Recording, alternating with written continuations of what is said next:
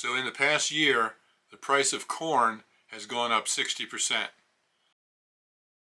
The price of soybeans have gone up 62%. The price of canola has doubled. And wheat has gone up 60%.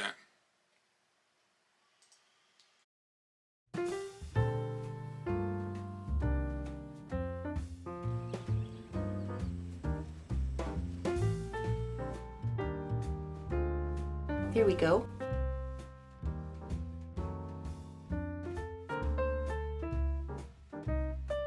Yeah. Wow.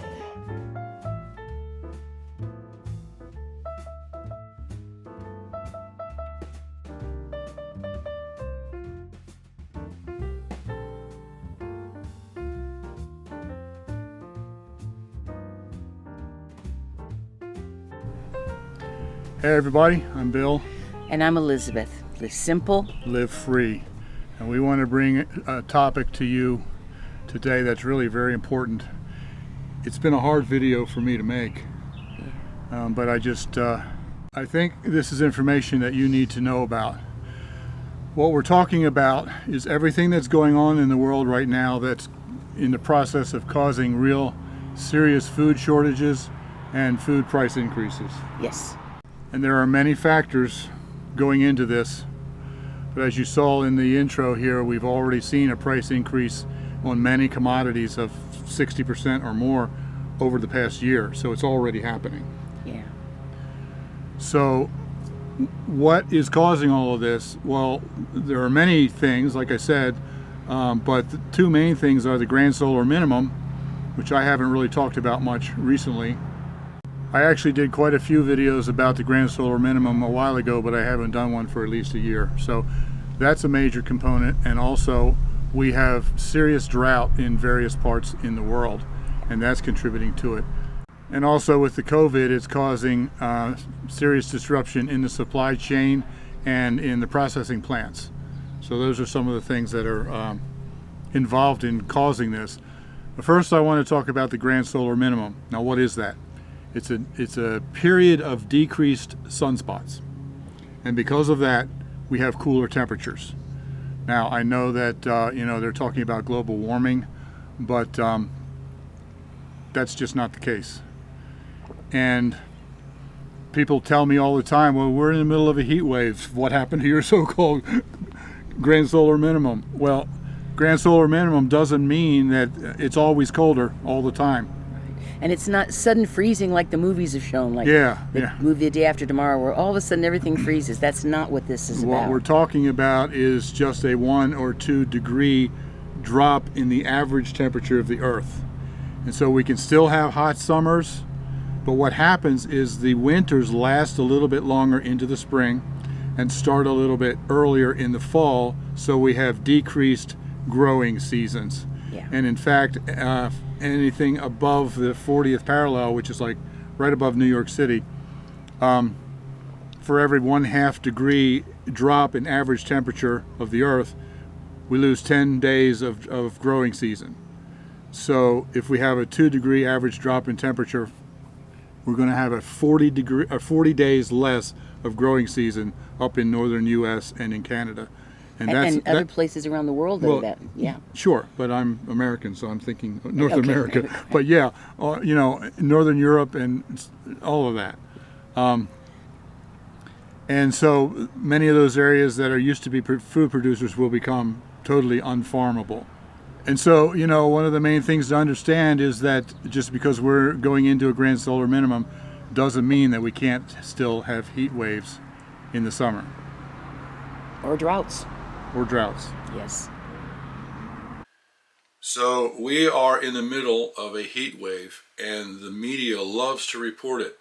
Yes, this is a real heat wave. It is a real record-breaking heat wave, as you can see here. In Canada, it reported 45.5 degrees, that's Celsius. That is 113.9 Fahrenheit.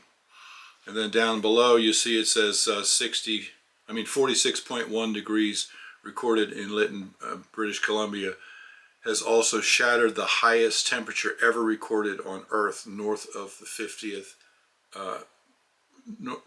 latitude north. So, is this true? Did it happen? Yes, it did. However, this is a lie. And that's because they're only telling you half the truth.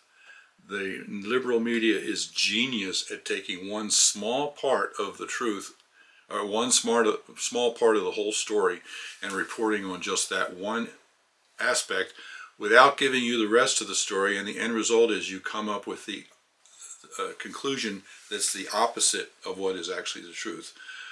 When you see this, and this was reported in media all over the world over and over and over again, and they used it to prove that we are in serious trouble here with the global warming. But this is only half the story. Would you like to see the rest of the story? Here is the heat wave coming in. You see it on the west coast coming in, and yes, it is record-breaking heat. But look at the central part of the continent, both in Canada and the US. At the same time that the heat was building in the west, we actually had record-breaking cold in the central part of the country, in the Midwest. But you never hear about that. There were literally hundreds of cold records falling in the central and eastern United States at the same time that we had the record-breaking heat. But you never hear about that. They never report on that because that goes against their global warming narrative. Another area that they talk about all the time is the ice on Greenland, that it is melting. We're losing the Greenland ice cap. Well, let's take a look at that. This is a graph from just about a week and a half ago. See the purple down at the bottom? That is actually ice growth at the beginning of what should be the ice melt season. But you don't hear this. They don't report this. Now see the graph down below. Let's look at the graph a little bit closer. The gray area is the average over the past number of years. I don't know how many years they go back. But look at this big, massive ice gain right at the beginning of the melt season. Now this actually goes off the chart up here. It actually goes up to just a hair under 14 gigatons. But they don't even bother to expand the chart. It's too inconvenient and it goes against their narrative, so they don't even expand the chart so you can see the true situation here. But we had massive gains there, and then a little bit lower down there's another gain period that goes way above the average in what should be the snow melt season. The Greenland ice cap is actually growing. And then we have here record cold start to the summer in Saskatchewan, Canada. The village of Lucky Lake saw the mercury plunge to 1 degree Celsius on Monday, June 23rd, which matched the previous record for the date of 3.5 degrees Celsius. So here we have the beginning of the growing season, and basically it goes down to freezing. And no, it didn't drop below freezing, but it's close enough to freezing that it could very well have killed many of the crops that were starting to grow. Record-breaking cold just a week ago, 10 days ago, and they didn't report it. Did you hear anything about this? I certainly didn't. They're only giving you half the truth, folks. They only give you the facts that fit their narrative, and they ignore all the rest of the facts that disprove what they believe. So here we see rare summer frost sweeps the UK as record June cold sets in. Western Europe has been suffering yet more unusual chills of late, adding to the historically cool year so far. For me in Portugal, for example, daytime highs have held some 10 to 12 degrees Celsius below the seasonal norm for the past week. In England, a low of minus 1.4 Celsius was logged in Ravensseat, North Yorkshire. While in the Scottish Highlands, readings as low as minus 3.3 Celsius were registered, which made for the UK's coldest June 22nd in recorded history, annihilating the previous benchmark set in 1999.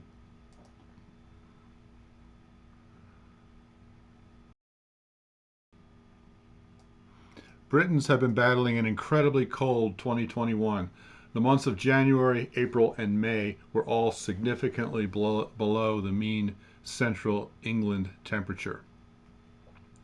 April anomalies finished a staggering 1.5 degrees below the 1961 to 1990 climatological average, which led to the UK suffering its coldest April since 1922. While May was one of England's coldest Mays in history, the record books dating back to 1659. You remember the year 1659? Yeah, that was in the middle of our last grand solar minimum, the Maunder minimum. So we are now heading into the kind of record cold that we had during the Maunder minimum. And so here we see a chart of the grand solar minimum. This is the sunspot activity. Now I got this chart from Adapt 2030, which is a YouTube channel that I follow on a regular basis. I definitely want to give them credit for this, and I definitely want to recommend Adapt 2030 to you if you'd like to find out a lot more detail about the grand solar minimum and about these cold weather crop losses and about the food shortages that are coming up. It's a great resource. Anyway, over on the left you see the Maunder minimum in the 1600s, and these grand solar minimums are on a 400-year cycle. And now we are heading into the modern minimum. It's called the Eddy minimum. And you see that we are right at the beginning of it, and this will continue for several decades here. And we will have shorter crop growing seasons and colder average temperatures. And it's going to be affecting the crops and the food supply for many years to come. So that's what's happening with the continued deepening of the grand solar minimum. And in fact, a lot of the price increases that we've seen right now or in the past year were because of the shortened growing season last summer because of the grand solar minimum. And it's only going to continue to get worse as we get deeper into the trough of the grand solar minimum. Now that's talking about the cold weather crop losses. Let's look at another devastating factor that's affecting all of this: drought. With drastic limits placed on what little water they have. We've all made serious choices of what fields we can water and what we can't. Tom Favero says he and many farmers along this west side of Weber County are having to watch some crops die. People like Dean Martini. That corn there where I can't water it, don't have the water, makes me sick to see it go to heck like that. With limits on amount and time, he says there isn't enough flow to make it across his fields. While some of the corn is drying up, he's had to let this whole field of barley go. That hurts, buddy. That hurts. All after he's put the work in. Plowing, put fertilizer and everything on, and then see this. That makes a guy sick. It all means less feed for his dairy. He'll have to try and buy from other farmers who also have shortened supply, driving prices up. If we ain't gonna have it, then yeah, cows are gonna have to go too. Favero, who only grows feed, says he won't have enough to go around. We're going to be back in production at least 30% of what normal should be. And hopefully we're only at a lack of 30%. It might be closer to 50%. And so did you notice the phrase that he said in there? The cows are going to have to go too? In other words, it's not just affecting things that grow, the produce. They can't grow enough hay to feed their cattle. And so the cows are going to have to go too, which means beef, it means dairy, and in many cases they're going to have to slaughter the whole herd or slaughter half the herd just so they have enough to be able to feed what they have left. And then the other farmer who raises just hay to sell to ranchers said that his harvest is going to be off anywhere from 30 to 50% this year, and he's not going to have enough to supply all the farmers in the area to feed their animals. So the price increases are going to be in meat as well as produce. And that was in Utah. Now let's look at what's happening in California. The Central Valley in California is the breadbasket of America, basically. I mean, in the Midwest, they grow a lot of corn and wheat and soybean, but in the Central Valley, they grow all of the vegetables like tomatoes and peppers and all of those kinds of things. So let's look at California. Paddocks once packed with tomatoes to cotton in Salvador Parra's farm now look like a barren wasteland. As California suffers its worst drought since 1977, everyone, from farmers like Parra down to the average consumer, will soon be feeling the heat. A third of Parra's 6,000-acre Burford Ranch now lies fallow, and he's had to dig deep for water for the remaining crops. Because of this drought, we're having to pipe water from another well into 4 miles, taking us 4 miles worth of pipeline to get this water here. Parra fears that consumers will soon pay the price. So consumers should be worried about garlic and onions and other crops because come this time next year, they're going to be very scarce and the cost is going to be higher. Most of the garlic in the United States is grown here in California, and so not having the water, growers will not be able to grow it. California is one of the country's top producers of vegetables, berries, and all sorts of crops. The warning from the state to thousands of farmers that their water could be shut off is more than just a cautionary notice for the agricultural community. Well, essentially, if you don't have a well, you're really facing some hard times. Farmers say this could lead to catastrophe. We've already seen about 15% of our workforce severely impacted by this drought. The State Water Resources Board notified 6,600 farmers Tuesday that they could face water cutoffs as the state deals with the ongoing drought, dry conditions that have already cut off federal and state irrigation supplies. We are seeing unprecedented amounts of fallowing. We've already lost several corn crops across the state. Anya Radaba says a number of farmers have fallowed land, meaning acres will not be used, left untouched. If you have orchards or vineyards and you're told to cut back your water, cut off your water, you're essentially killing that orchard or that vineyard. Bruce Blodgett says what could happen is that smaller operations may have no choice but to shut down, which could lead to layoffs and a loss of revenue for county governments. For those that have permanent crops, this could be devastating. The state says the cutoff may continue until winter rains come. And did you notice in that clip that there was some mention of vineyards and orchards, that the water to those are being cut off as well? Now this is long-term infrastructure for farming. If the vineyards and the orchards die because they don't have enough water and they have to be replanted, that could be a decade or more before they start to produce again. So what we're talking about here is not just losing produce for today or for this summer, for this year, but potential for 10 or 15 years in the future as a lot of those things are reestablished. Assuming, of course, the water comes back and the drought ends. So that's the United States. Now let's take a look at what's happening in China. Grain analysts missing as China shuts down information on failed crop. Apparently they're having a major drought in China as well, but it's hard to get information because independent analysts who report on China's grain industry have reportedly been arrested and their online businesses shut down to stop them from telling the truth about the country's below average crop. Chinese officials are cracking down on independent information about grain pricing. But one way we can kind of tell what's happening in China is by looking at their imports.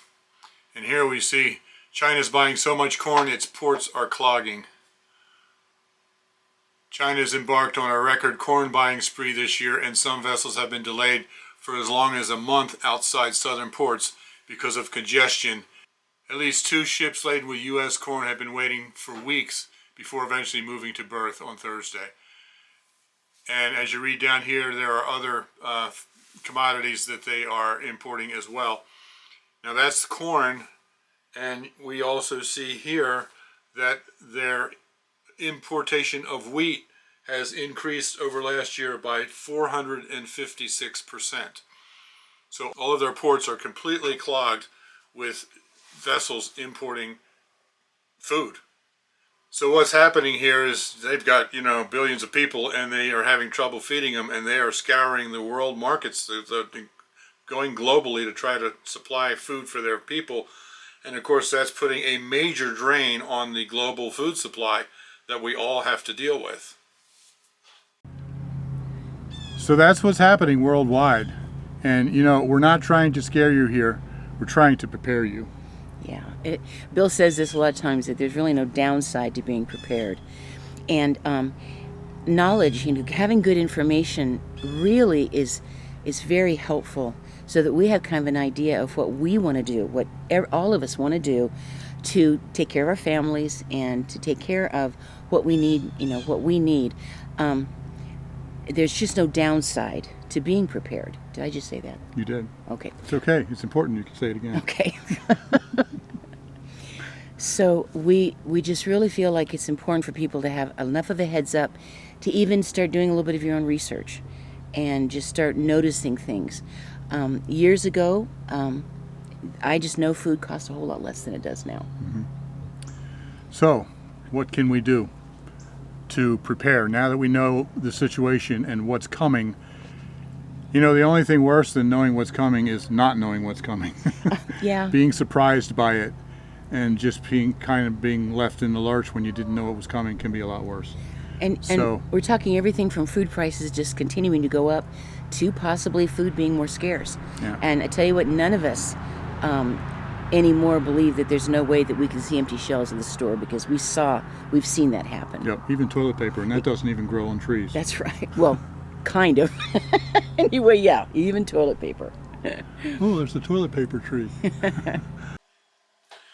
Now, I just want to kind of insert here that I am anticipating a lot of you are going to ask questions about what could possibly happen with the prices or availability of Thrive Life food. Well, I have not heard anything at all official from the company, okay? So this is not an official word.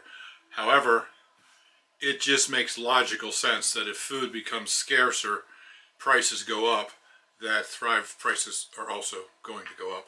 I'm just anticipating. That's just makes logical sense that that's the case.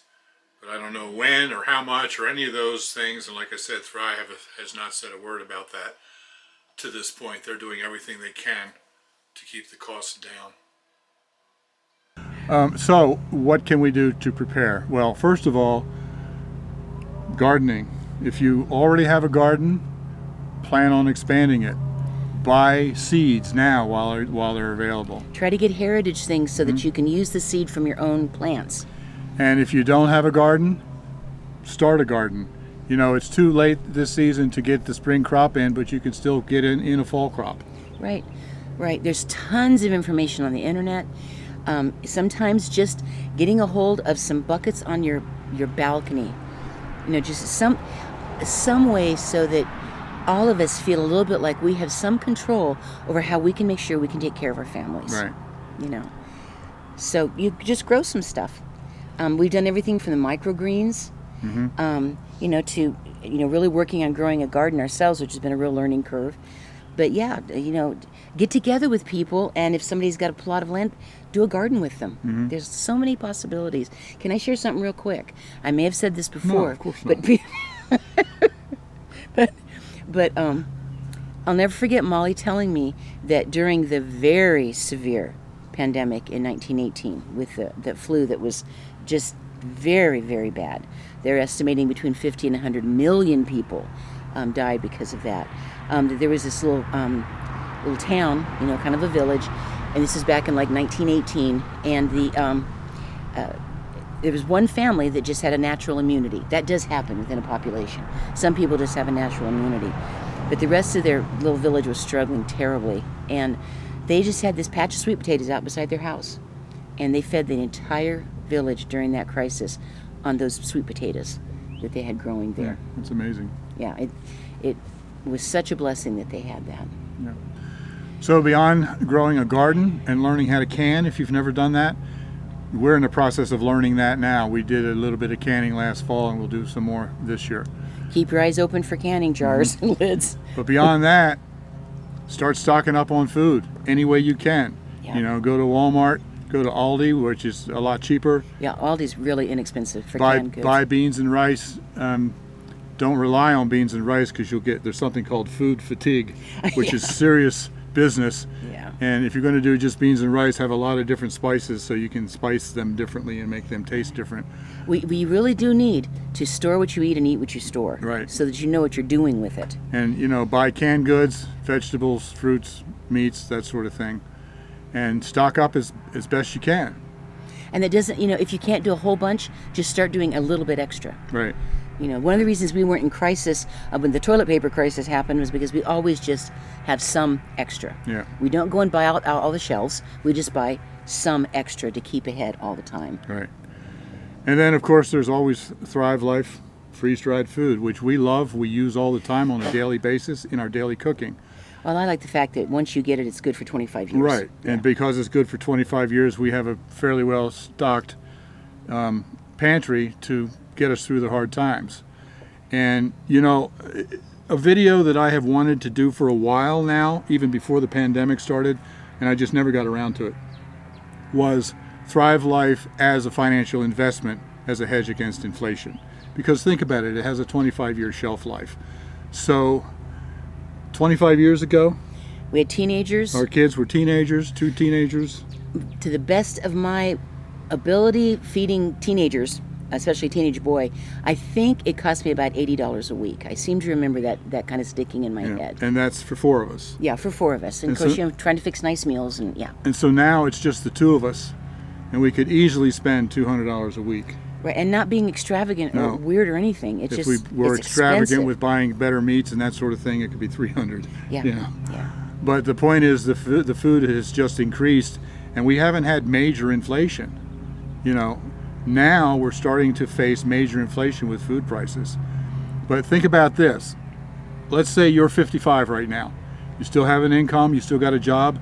Anything you buy right now as far as Thrive Life is going to be good until you're 80. So what that means is you're taking the money that you're making now and you're investing your money into food that's going to be good well into your retirement. And especially with the price increases we're seeing right now, how much is the food going to cost 20 years from now? Yeah, oh, who knows? I mean, really, who knows? Yeah, and what's nice, the whole thing about there's no downside to being prepared, is that if things just level out and do fine, then you've got some food already paid for. You can save it for the future or enjoy it now. But it's not lost. Any money that you spend isn't gone. Right, you know? right. And so, you know, we've had basically 60% inflation in many food products in the past year. If we have 60% in the coming year, think about it this way. Any money that you spend, it's a loud truck. Yeah, that's a loud truck.